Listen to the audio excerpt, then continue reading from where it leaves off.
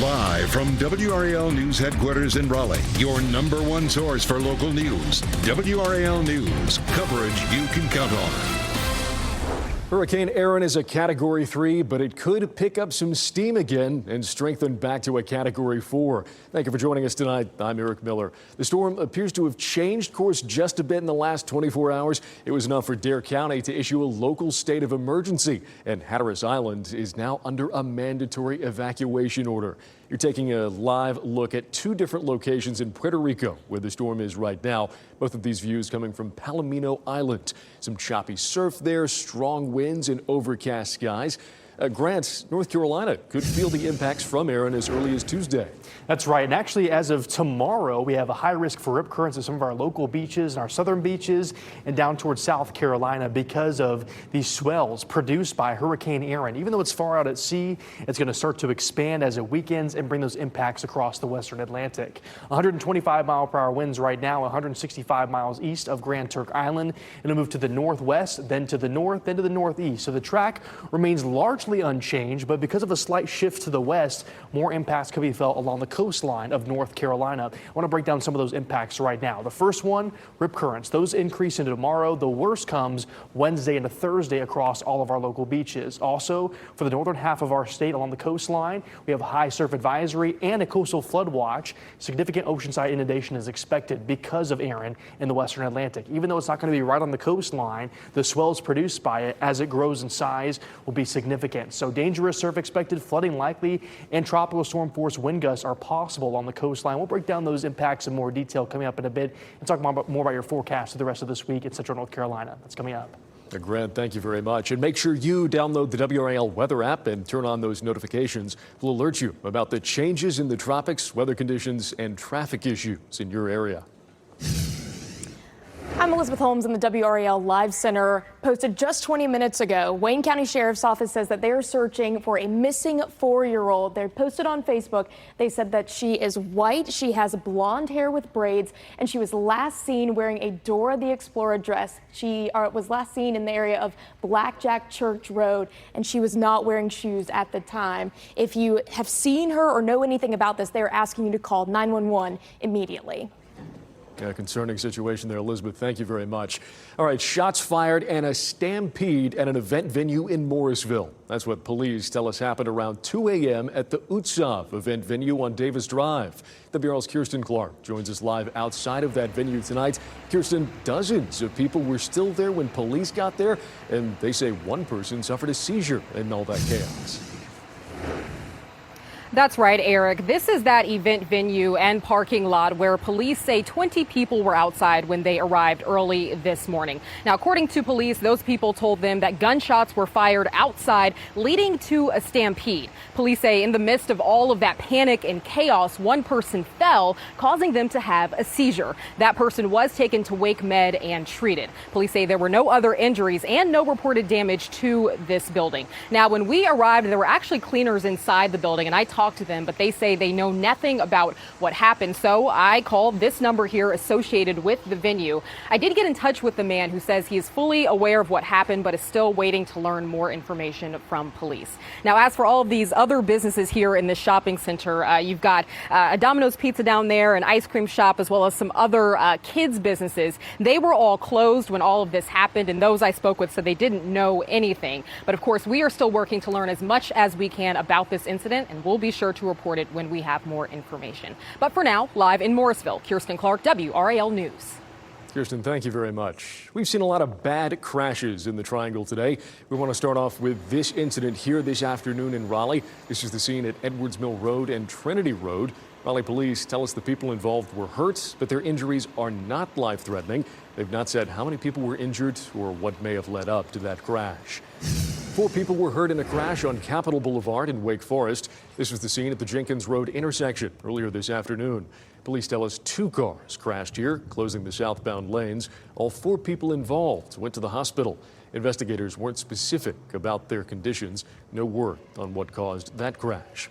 The WRAL breaking news tracker also went to the scene of a deadly crash in Durham. We're told a motorcycle crashed into a fire truck. This happened around 10:30 this morning on Highway 54. WRAL is working to confirm the name of the person killed there and what exactly led up to that crash. One person is also dead after a crash on Six Forks Road in Raleigh. This happened early this morning around 2:45 a.m. at the Lassiter Mill Road intersection. Police tell us 22-year-old Nazira Eason died there at that scene. Investigators believe that Eason ran the red light at the intersection and hit another car. They say she was not wearing a seatbelt and the crash threw her from the vehicle. The person in the other car was thankfully not injured. No charges were filed. We've also learned that a couple from Ohio died Friday in a crash in Orange County. 2 children were also hurt there. This happened around 1 p.m. on I-40 just west of Hillsboro. Troopers say the family was in a minivan. 55-year-old Daniel Nunny was driving with his wife, 50-year-old Maria Nunny, in the front passenger seat. 2 of their children, a 9-year-old boy and a 14-year-old girl, were in the back. Troopers say the minivan ran off the road and into the tree line. Daniel and Maria Nunny died there at the scene. The children are in the hospital. We're still working to learn their conditions, although troopers do tell us they believe the girls' injuries are more serious here. No word yet on what caused that crash. All right, a pretty scary scene now near the Boone Square Shopping Center in Hillsboro. Just take a look at this video right here, sent in by a viewer on South Churton Street. You can see, or Church Street rather, you can see the flames and sparks coming from a transformer on a power pole. Officials say that's what started this fire. That was enough to knock out power to the area. At last check, about 3,000 customers in the dark. WRAL spoke to the owner of a business in that shopping center. He tells us fire crews got there quickly, but had to pause waiting for Duke Energy crews to make it to that scene. Finally, it was a pretty epic battle getting those flames put out. There are currently no reports of injuries or damage to any buildings. Duke Energy crews are currently on that scene working to get power back on. All right, college football season kicks off in just 6 days, and you can help your favorite ACC team make more money by watching TV. This year, the league will distribute some of its money to schools based on television viewership. The unique model was put in place for this season as part of a legal settlement with Florida State and Clemson. The ACC put in place payments for on-field success last year. Now they've added a viewership component. If you want to earn more money, then you're going to need to invest. And we have 2 prongs to this thing. You have the overall success initiatives, where go perform in football and men's and women's basketball, and you will get a bigger share of the revenue from the conference than others. And then viewership ends up being, go put a good team together, invest, play good competition, play good non-conference games, draw attention. It's a complex formula, but at the core is this. The more people watch your school's games on television, the more money they can make. It's all part of a changing landscape in college athletics. For more on the ACC's new revenue equation and to get ready for the season, you can visit WRAL.com. Raleigh is a month away from building the highly anticipated bus rapid transit system. But you don't know what isn't highly coveted: the traffic created during construction. We'll walk you through the roadblocks just ahead. And a Black-owned Raleigh bookstore is set to reopen. A sneak peek at the future of the new Liberation Station. Now here's Renee Chu and Chris Lovingood with a look at what we're working on for tomorrow morning. We'll show you what the weather and traffic conditions are like as we begin a new work week. Plus, do you want your kids to score better on tests or feel less anxious? Then get them more sleep. Keely Arthur tells you 5 ways to help your kids get their sleep back on track for the start of school. Join us tomorrow beginning at 4:30 a.m. Welcome back. We've been staying on top of the reopening journey of a Black-owned bookstore here in Raleigh. Today, the store's owners gave an update about reopening plans and fundraising. Victoria Scott Miller joined WRAL in early July to announce plans to bring the store, Liberation Station, back. They previously had a location in downtown Raleigh, but closed after facing what they called racist threats.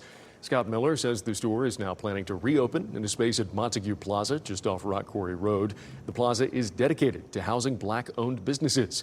Today, Scott Miller held a community meeting at Richard B. Harrison Library in Raleigh to update folks about the progress, and there has certainly been progress. She says they've already reached half of their $60,000 fundraising goal in only 30 days. It's an encouraging turnaround, especially during such a volatile time, that people can see the vision and importance in investing in children of color's education, making sure that they are surrounded by mirrors where they can see themselves and flourish. And the hope is to have the bookstore back open in the new location in June of next year. There's a GoFundMe page set up for Liberation Station. You can learn more about it in our stories about the bookstore on WRAL.com. Scott Miller says she'll provide another information session for the community closer to the new year. Well, the countdown is on 1 month until the city of Raleigh begins construction on phase 1 of the long-awaited bus rapid transit system. Tomorrow, city leaders will share an update on how construction could affect you along New Bern Avenue. WRAL's Laura Levine breaks down the roadblocks ahead. The city broke ground on the Wake Bus Rapid Transit project nearly 2 years ago. Now, construction crews will actually break some ground to get one step closer to have buses rolling here soon. New Bern is the first project that is going to start construction in next month. Phase 1 of New Bern Avenue will connect downtown Raleigh with Wake Med and New Hope Road with frequent and reliable transit. The New Bern Avenue BRT line will have 10 stations and 3.3 miles of bus-only lanes. This is a great project because it's not only upgrading the road by itself, it's going to give service to the resident. Ahead of the anticipated construction date next month, neighbors will have the chance to hear directly from the construction team and share concerns about how this could affect their day-to-day lives. We're told phase 1 alone will take about 2 years to complete. One thing that we do want to let the public know is that businesses will remain open. There will be access to all businesses during this process, as well as to all residents during the process. So nothing will have to close during construction. When it opens in the summer of 2030, the New Bern Avenue Bus Rapid Transit line will run about 5.4 miles between downtown Raleigh and the new park and ride lot off of New Hope Road. To be honest, people are excited about this project. Transportation leaders reassuring it'll be worth the wait. Laura Levine, WRAL News in Raleigh. And last month, city leaders awarded a $28.6 million contract for Part 1 of the project. Tomorrow's public meeting is from 6 to 8 p.m. at Main Street Baptist Church. Well, shifting gears now, something that has been anything but rapid, Grant. Hurricane Erin still inching its way across the Caribbean this afternoon. That's right. It'll eventually turn to the northwest, then to the north, then to the north and east. You can see that on the latest path from the National Hurricane Center.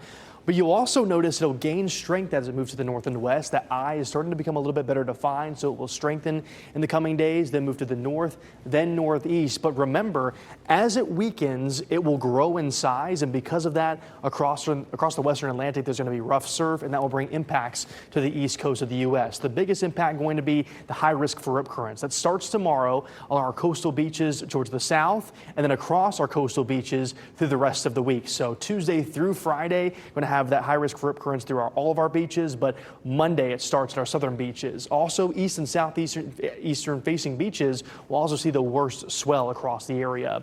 Flooding is likely at the coastline, mainly parts of Highway 12, watching for that flooding. Some areas could become impassable because of that coastal inundation, and we could see tropical storm force wind gusts along the coastline, mainly towards the Outer Banks as we head throughout the middle portion of this week as Erin tracks offshore. So keeping a close eye on that. Also watching one more area. This is in the central Atlantic, has a low chance of development. This area of low pressure has not developed yet, just an area that we're going to continue to watch over the next several days. What's next for us this week? Well, more chances for showers and storms later this week. For now, they'll stay pretty isolated through really Wednesday and Thursday. Temperatures will change a bit. Temperatures in the low to mid 80s by the end of the week, so not as hot as will be to start the week. And of course, tracking Erin and those impacts to the coastline, especially for the middle portion of this week. Chapel Hill, you can see from our top of the hill camera, there are some scattered cloud cover now for some brief showers just to the north of our area. Most places are dry, but we do have a couple of showers just to the north. You can see a few over towards Alamance County and a couple starting to make their way into, trying to make their way into Warren County right along 85, but most everyone is very dry. It's been a gorgeous day. We'll keep the chance for some brief showers through tonight. You can see by 1 a.m. some isolated showers in our northwestern spots. So you could see a few extra clouds to the north and west, but I think most places will stay mostly clear overnight tonight. There's 5 a.m., maybe a couple of showers in our northeastern spots, but again, most places stay dry and a lower chance to see that that patchy fog into your Monday morning. In the afternoon on Monday, we'll keep in a better chance for some isolated showers and storms. They'll start to the south, then work their way to the north and east. So by 9, 10 o'clock, you could see a few more isolated showers and storms, mainly east into the south of the triangle. But keeping a close eye on that rain chance, again, only around 20 to 30% for your Monday. Lows tonight dropping to the low to mid 70s. We'll keep mostly clear skies, a lower chance for that fog. Again, a chance for some brief showers in our northern spots, but most places are going to stay really quiet through tonight. And a beautiful day Monday. Plenty of sunshine. Again, a chance for some showers and storms. We'll have some extra cloud cover with that, but should be a very nice day. Highs hot in the low 90s still, but we'll see changes throughout this week. A front will dive to the south, bring a better chance for showers and storms as it stalls to the south into Friday, Saturday, and Sunday. But we're very thankful for that front because that's going to keep Aaron offshore, although we'll see coastal impacts by the middle portion of this week. It's going to keep that storm out at sea, but again, we're still watching for those impacts at the coastline this week. Yeah, a lot to look out for. Grant, thank you very much. All right, and a lot to dig into here. Chris, I got a lot of friends who were very good Panthers fans. There was a lot of hope going into this season. Kind of hard to feel that way after yesterday. Things picking up where they left off last year in some ways. The Carolina Panthers didn't impress yesterday on WRAL. After the break, Dave Canales reacts to his team's second preseason game against the Texans, plus a shocking update on a Panthers rookie coming out of yesterday's game. You don't want to miss that next in sports.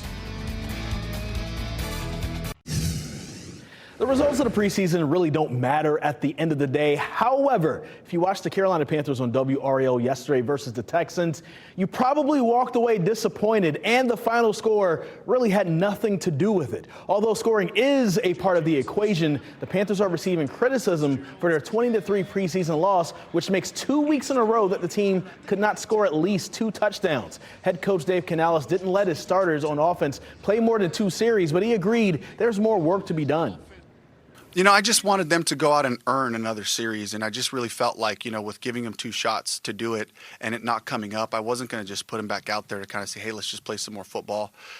That kind of paired with we got great work 2 days ago, and, you know, I just kind of looked at it that way. I felt like, you know, the work we got against the Texans in the practice was good enough for me to kind of look at that and wanted them to get the prep and get ready for the game, get out there and get a couple of series. Second-round edge rusher Nick Scorton did not play yesterday. He was taken out of Thursday's joint practice with heat-related symptoms, but as he continued to be evaluated, it was discovered that Scorton suffered a collapsed lung. A Panther staffer drove him back to Charlotte, but his timeline to return to play is up in the air. It was presenting like heat exhaustion. You know, because he was having trouble breathing, you know, he was getting tired and all that. So we kind of cooled him down. We couldn't get him to respond good enough to where we felt comfortable about putting him back into practice. I don't really know a timeline. It's really week to week with those types of things. I've heard from the trainers and from different coaches who have been around this where, you know, where a guy played the next week. But, you know, just so we got to be smart with that one. The Carolina Panthers have their third and final preseason game, and it'll be at home this Thursday. The offensive starters will not play, leaving this game to be a huge audition for the guys looking to make the team. You can watch this game versus the Pittsburgh Steelers Thursday at 7 o'clock on WRAL. And if you want the best Carolina Panthers analysis and up-to-date information on the team, go ahead and start listening to the Panthers Playbook podcast that's hosted by 99.9 The Fans' Dennis Cox and myself. New episodes come out every Thursday and after each game. That includes preseason games. You can find Panthers Playbook on 99.9 The Fans' YouTube page, on WRALSportsFan.com, or anywhere where you get your podcasts. Be sure to tune in. North Carolina native Austin Dillon's redemption story played out on prime time last night. In 2024, on the last lap in Richmond, Dillon wrecked Joey Logano and Denny Hamlin, and NASCAR revoked his playoff eligibility. Fast forward to 2025 to the same track, Richmond Raceway. The Cookout 400 at Richmond had spectacular moments last night, including this pileup that wasn't Dillon's fault. But Dillon did lead for 107 of the 400 laps in his race, became the 14th driver to lock in his playoff spot by winning Saturday night in Richmond. Man, that feels good. I got to thank the good Lord above, you know. I really wanted that one. Last year hurt really bad, just going through the whole process of it. But this one feels so sweet. And, man, I love Richmond. Our Winchester Bass Pro Shop Chevrolet is really good. I was thrown out a lot this week. didn't feel great. I'm actually racing with a broken rib right now for the last 2 weeks, and man, that was awesome. So redemption and racing with a broken rib, really good story for North Carolina native Austin Dillon. Yeah, Chris, amazing. You could even feel the joy in the burnouts there at the end of that race. Awesome. Thank you very much. And thank you for joining us here tonight. Have a great evening, everybody.